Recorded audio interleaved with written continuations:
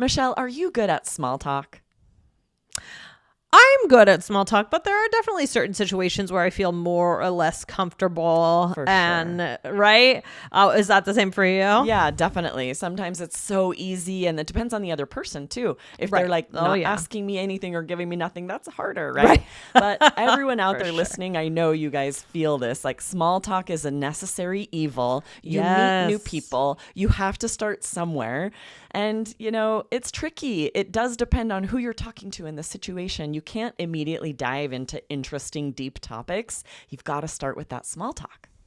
Yeah, exactly. So today on this episode, we are sharing tips that will make you a small talk master, right, Aubrey? Yes, you are going to learn how to read cues so you know how long your small talk should be and what to do in order to make it shorter if it feels too long. These are amazing strategies. We can't wait for you to learn them. So let's hear the episode. Okay. Hello and welcome to this episode of All Ears English. Guys, a great place to practice your small talk is in a restaurant or a cafe, especially with someone who works there. So guys, in this episode, you are going to learn how to start a short conversation or a long conversation with someone who works in a restaurant, or if you do work in a cafe or restaurant, you will be able to dazzle the customers with your small talk skills. So listen up today, guys. It is a very useful episode. Guys, remember, you can find out your English fluency score for free. Go to allearsenglish.com/fluency score. Take our short English quiz and get free resources to improve your level. All right, guys, enjoy the show. This is an All Ears English podcast, episode 1084, How to Shorten and Lengthen Your Small Talk in English as Needed. Welcome to the All Ears English podcast. Downloaded more than 50 million times, we believe in connection, not perfection, with your American hosts, Lindsay McMahon, the English adventurer, and Michelle Kaplan, the New York radio girl, coming to you from Boston and New York City, USA. And to get your transcripts delivered by email every week, go to allearsenglish.com/subscribe. Do you work as a barista or in a service position, or do you just want to know how to figure out if the other person is up for small talk? Today, get the tips and strategies to cut short or extend small talk based on the situation in English. Hey, Lindsay, how are you? Hey, Michelle, I'm having a nice day hanging out with you on the microphone. Yeah. You know, Wednesday morning here. It's a great way to it's right in the middle of the week. So it's a nice way to mark the middle of the week, I think. That's right. I agree. But I have a question for you. Okay. Do you like it when you're like ordering something and then the barista makes small talk with you? Sometimes. It depends on my mood. It depends on who's around. And it depends on whether I just feel like I want to talk to someone. Right. You know, it really depends, to be honest. Right, yeah. Right, what about you? Yeah, I agree. I mean, in general, I love, talking to as many people as possible. I think that's both of our personalities, but if you're in a rush, busy, things like that, it's hard, to really take the time to do that. So, it's important to really, be able to read people, I think, hugely important. Yeah. What do we mean by that? To be able to read people? To read people. Oh my God, this is empathy 101, right? I mean, this is empathy right here. It's some people are better at this than others, but I think in general, we need a basic skill in empathy to survive in the world. Right. To be able to understand what someone is feeling in any given moment and to know whether it's the right moment to step up and actually have a conversation with them or to leave them alone. Right. Definitely. Yeah. So we're going to get into this a little bit more today. We have a listener question about this topic. But before we do that, guys, we want to remind you to listen to a very special podcast. Oh, absolutely. So guys, remember, you want to go over, if you are going to be doing the IELTS exam this year, 2019, The only resource you need to start with is the IELTS Energy podcast. Jessica and I are over there 3 days a week, and we're showing you guys how to get past writing. Task 2, for example, speaking part 3. We're going to show you how to get a 7 or an 8 or even a 9 on these parts of the exam. So go and search right now in your podcast player for IELTS Energy podcast and hit subscribe. Start listening Monday, Tuesdays, and Wednesdays. All right, cool. Hey, quick question. Do you want to feel more confident when you speak English? If so, we made a free guide for you. It'll help you avoid those common mistakes and start speaking more naturally in real conversations. Go grab it in the description below. And if this is helpful for you, make sure that you like and subscribe. We're here 5 times a week to help you connect in English. Okay, awesome. All right. Well, we said that we were going to get into a listener question. So shall we do it, Lindsay? Yeah, I'm excited for this listener question Me from too. Odell Lopez. Here we go. Can I read it? Go for it. Okay, thank you. So, girls, you don't have any idea you have no idea how much I've improved listening with you. I'm from Venezuela, and I came to San Francisco a year ago. I've studied English, but I have a problem. Around me, there are so many Latin people that I can't speak English the whole day as I'd like to, but thanks for helping me. Cool. The second one, but not less important. Yeah, so he asked a first question, but we're going to focus on the second one. Oh, okay. Yeah, that's a good point. So he does. So there's another question, and we always pick and choose the questions that we like that we think will be the most useful for our audience, guys. So this is the one. So, will I try to improve my English? I'm looking for a job as a journalist. I'm working in a cafe, bakery, restaurant, and I got a promotion as barista cashier. I was the cook. I'd love to listen to vocabulary from you or suggestions on how to be nice with customers. Which are the best words or sentences for getting a small and nice conversation while I'm taking orders at the register and offering our best breads, drinks, and plates? Nice. I know I've asked for so much. I'm sorry about that, but you're my idols. Wow. Wow. Okay, cool. Well, I really appreciate it so much, all that you've done for us. Thanks. Hugs, Odell Lopez. Oh, awesome. Well, that's so nice of you, Odell. We really, that makes me smile. And, we, just as you appreciate us, we appreciate you. We couldn't do it without you. And we hope that we can be helpful. Yeah. And I also really admire Odell. I mean, it sounds like he's living in San Francisco, working to become a journalist eventually, but working as a barista. And that's a hustle, right? Really working hard, and that's kind of the dream right there is, working your way up. Yeah. You have a dream, you know what you want to do, Odell, and you're doing what you need to do in the meantime to get there. That is very admirable, I think. Yeah, for sure. Yeah. I really do admire, your story, and we wish you all the best, and keep your eyes on that dream. Yeah, love it. Okay, good. So again, this is a great question. So we want to start by leading you guys to episode 1052. So this was 3 questions to consider when you start a conversation with someone who is working. So that was more about the customers or other people. We talked about a few different jobs, but we talked about waiters and waitresses and things like that. So that's more from the other side. So today we're taking a look on the flip side of that. And now we're looking through the eyes of a barista or somebody working at the register, right? Yeah, it's kind of cool to learn English from different perspectives, different roles that we're playing in the world. That's cool. Right. So, there are a few things to keep in mind with customers. So we want to talk about 2 main things that you should think about when deciding whether or not to make small talk, right? Because it's partly just about that decision in the first place, right? Yeah, exactly. So should we go into the 2 main things we want to think about then? Yeah. So what's the first one, Lindsay? All right. So the first one is ask yourself this question, Odell. How busy is the cafe or restaurant that you're working in that moment? Yeah. So, I mean, if it's very busy or there's a long line, you have like a long line of customers, you probably want to keep any comments short and sweet to keep the line moving, right? So, I mean, you can say things like, oh, how are you today? Or what else, Lindsay? What can I get ya? Right. Or I recommend or... or have a great day. And I just want to go back to what can I get ya? Meaning what? What does that mean, get ya? What can I get you?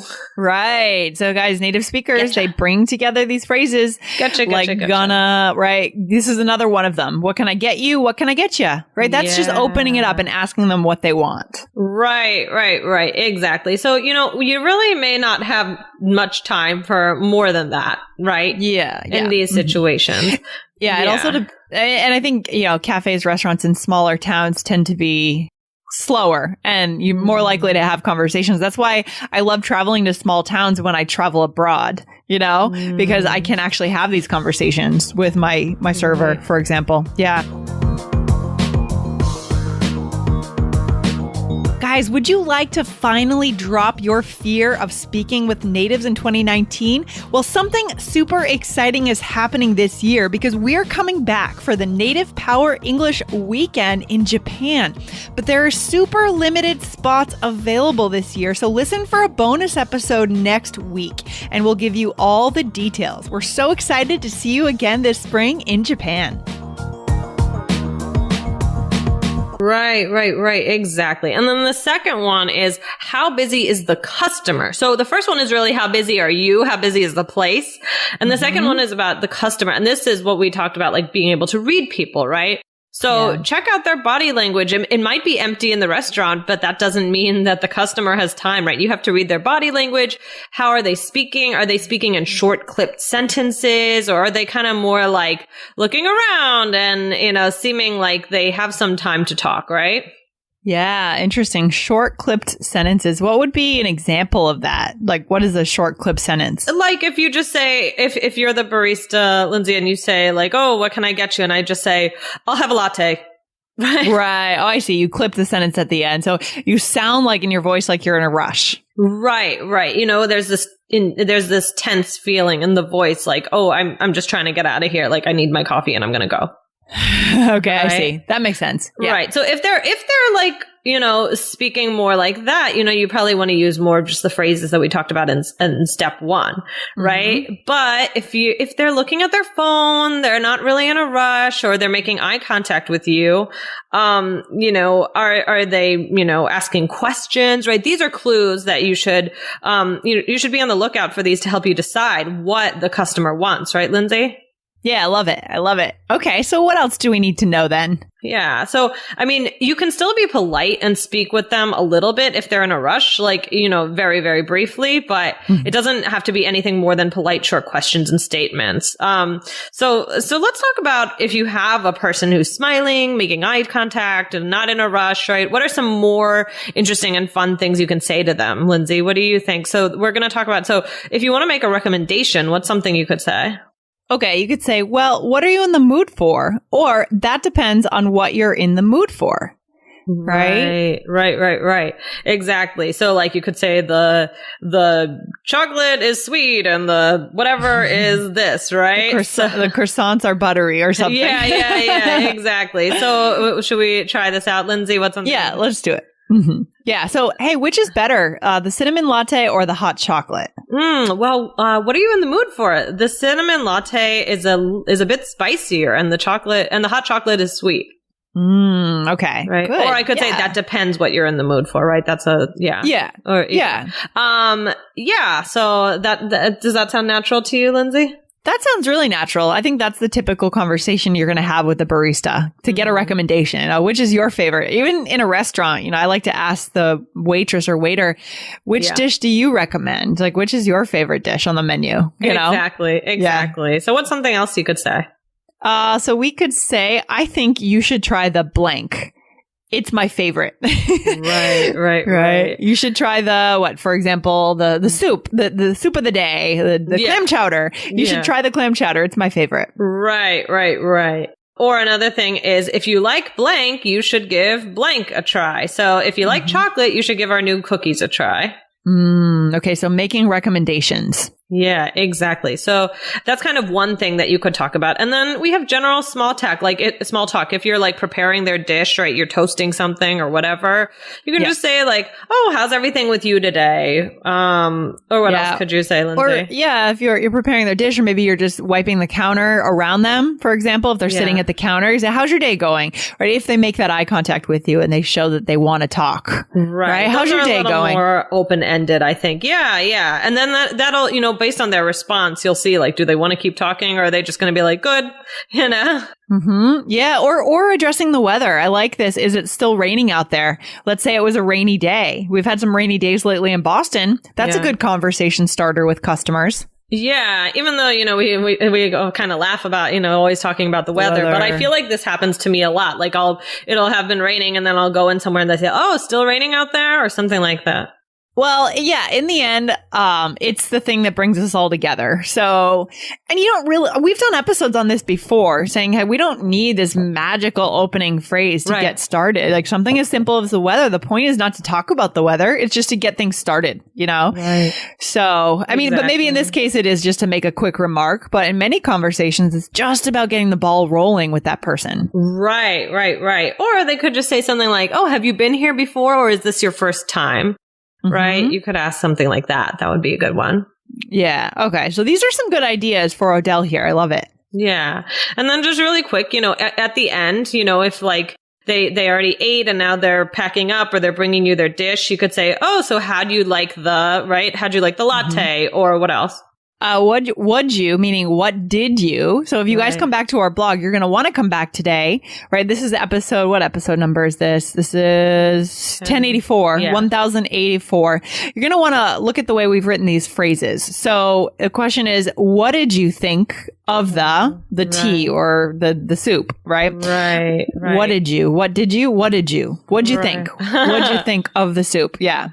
Or, oh, I hope you liked their croissant, right? Yeah. Mm-hmm. Yeah, I love it. So guys, we've kind of taught you a lot of little phrases today, for different situations. Number one, we went through and we talked about how do we know what kind of small talk we should make? And then if the door is open for more small talk, what can we say? Like often it's things like making recommendations or just, asking some open-ended questions. And, we can of course go further into this, but this is a good start, right, Lindsay? Yeah, I think this is a good place to start. It's a good question from Odell. For sure. So, remember, you have to see what the customer is in the mood for. And these phrases are good to, feel them out if they want to continue talking or not. So take their cue. So we can also do a follow up on how to get even deeper, right? Another time. So let's just try this role play out real fast. So in this situation, you are the barista. Okay, I'm ready. Here we go. Hi there. How are you today? What can I get you? I'm good, thanks. I'm not sure. How's the chocolate chip muffin? Delicious. I just ate one. They're fresh. Which one do you recommend, the chocolate chip muffin or the pumpkin spice muffin? Ooh, tough choice. If you like pumpkin, you should give the pumpkin spice muffin a try. They're seasonal and delicious. Okay, thanks. I'll get that. Okay, I'll just warm it up. So how's your day going? Not bad. And you? Fine. Is it still raining out there? Yeah, it's pouring. Oh, too bad. Okay, here you go. You can pay at the end. Okay. And then afterwards, I go up to pay. Okay, so I owe you $4, right? Here you go. Thanks. What'd you think of the muffin? Oh, it was great. Great recommendation. Glad to hear it. Have a great day. You too. Yeah, that seems like a typical conversation exchange. I think you're not going to go too much deeper with a barista probably, but just a friendly exchange. Sometimes maybe people don't get to talk to others during the day, and it's nice for them to be able to have a nice exchange with the neighborhood barista, right? At the coffee shop down the street. It's true. Like if they do a lot of work just, sitting at the computer, home. They want that interaction. Exactly. So it's all about anticipating what they want. Right. So let's just go through it quickly today. So here you said, how are you today? Right. Yep. What can I get you? And then, I asked you for your recommendation and, you said, if you like pumpkin, you should give the pumpkin spice muffin a try. Yeah. And then you said, so how's your day going? Right. So even though you said, how are you today earlier, this is fine. This is like a little bit more deep, like how's your day going? Right. Might invite some more conversation. Yeah. And obviously this was only if the customer is kind of showing the signs that they're open to talking, right? So, yeah.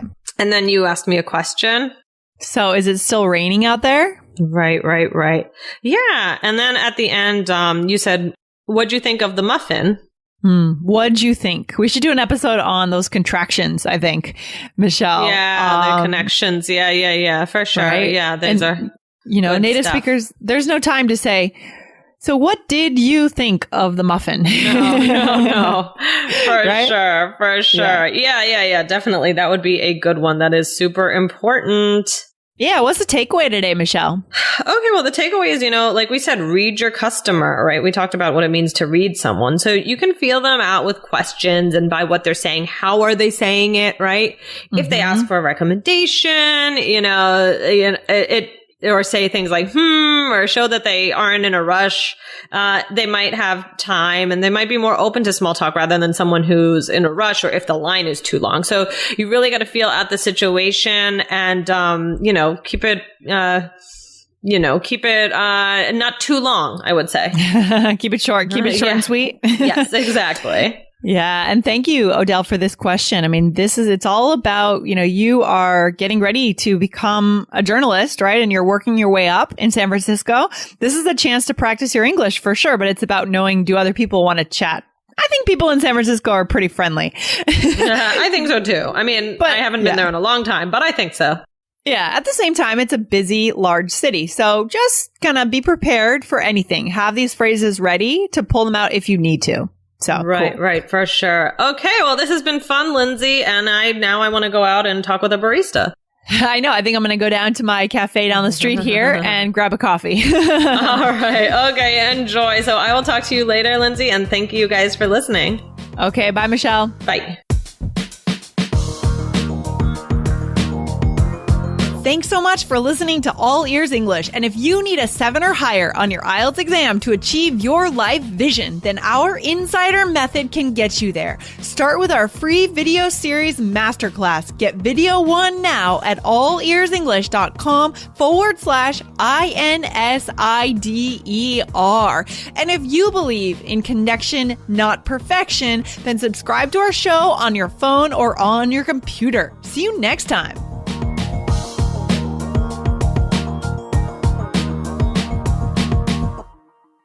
We are so glad that we could bring you these tips today about how long small talk should be. I especially love this tip about letting the other person guide the conversation. This is a hallmark of the best conversationalists, to not monopolize it too much, to know how much to lead and how much to read from them. Yes, exactly. So guys, if you missed our recent interview with Maya Rosignac-Milon, please be sure to check it out because it's all about, It's all about riffing and how the best small talk quickly moves from small talk topics into riffing. Yes, these are such good tips. That was episode 2510, New York Times author Maya Rosignac-Milon. That's the French. Michelle gave you the English pronunciation. This is the French pronunciation. Rosignac. Yeah, that was which works. Oh my I'm gosh. sure Maya hears all kinds of pronunciation of her name. It's a tricky one. That's a tricky last name. But can you say it for me one more time? Maya Rosignac-Milon. Rosignac-Milon. There we go. So yes, shares how riffing builds connection in English. And this is so true. Not only do you need to know how long small talk should last, you do want to, as soon as possible, get from talking about the weather, these small talk topics, into something interesting. Build a connection. Learn how to riff on something you might have in common. So check out that episode for details if you missed that one. Such good tips there. Oh, yeah, definitely. And be sure to hit follow for the rest of this series with tips for starting the conversation, keeping it going, and pivoting to a new topic if necessary. So, Aubrey, we'll see you in part 2. Yes, I'll see you there, Michelle. Bye, guys. Bye.